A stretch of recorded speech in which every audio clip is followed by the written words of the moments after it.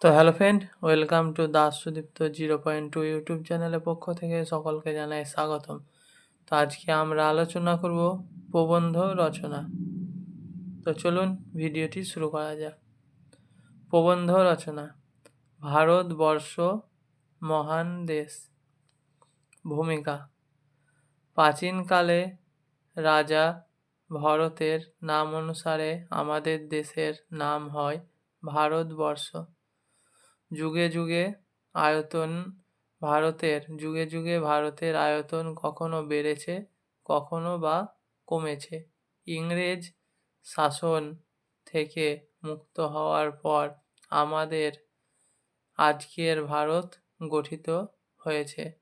অখণ্ড ভারতের কিছু অংশ পড়েছে পাকিস্তান আর বাংলাদেশের ভাগে। ভূপ্রকৃতি। ভারতের উত্তর দিকে আছে হিমালয় পর্বতমালা। মধ্যভাগ এর উত্তর ও দক্ষিণ ভারতের মধ্যে বিন্ধ্য পর্বত। দক্ষিণে মালভূমি। মালভূমির তিন দিকে পূর্বঘাট, পশ্চিমঘাট ও নীলগিরি পর্বতশ্রেণী। পূর্বঘাট কোলে সমভূমি, তারপর বঙ্গোপসাগর। পশ্চিম ঘাটের কোলে সমভূমি, তারপর আরব সাগর।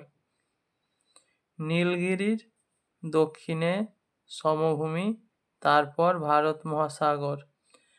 সমুদ্র পর্বত দিয়ে ঘেরা আমাদের এই মহান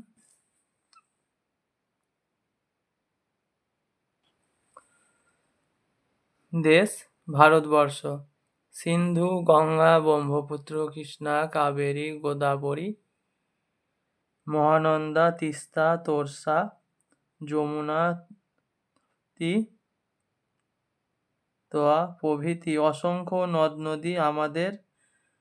নদ-নদী ভারতের উপর দিয়ে বয়ে চলেছে।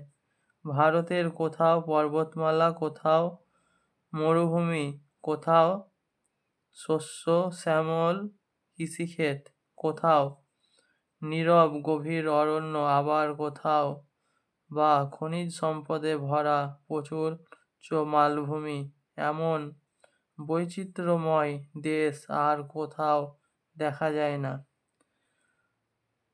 শস্য ও সম্পদ। ভারতবর্ষ শস্য সম্পদে পরিপূর্ণ। মাঠে মাঠে সোনালী ফসলের সমারোহ। ধান, গম, ফুটন্ত ফসল, চা, পাট, আখ, তুলা উৎপাদনে সৃষ্টি করে। মাটির বুকে থাকা কয়লা, লোহা, অভ্র, ম্যাঙ্গানিজ ধাতু সম্পদ ও ভারতবাসীর গর্বের বস্তু।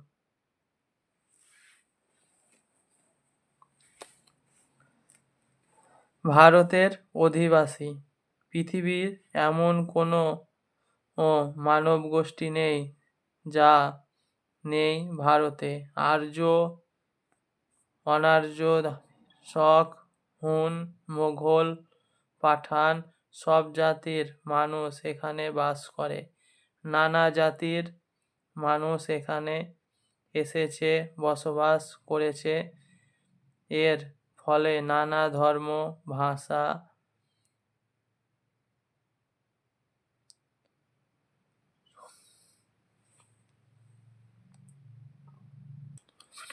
আচরণ, অনুষ্ঠান সবই পাশাপাশি স্থানে পেয়েছে এবং গড়ে উঠেছে এক মহান ভারত। আজ পৃথিবীর বৃহত্তম গণতান্ত্রিক ধর্মনিরপেক্ষ সমাজতান্ত্রিক প্রজাতন্ত্র।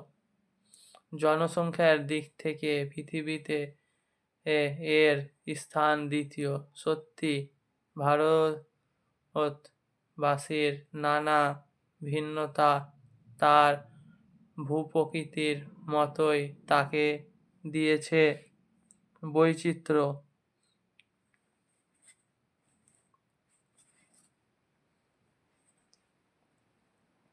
এই বৈচিত্র্যের মধ্যে ভারত গড়ে উঠেছে এক মহান ঐক্য। সব জাতির, সব ধর্মের, সব ভাষার মানুষ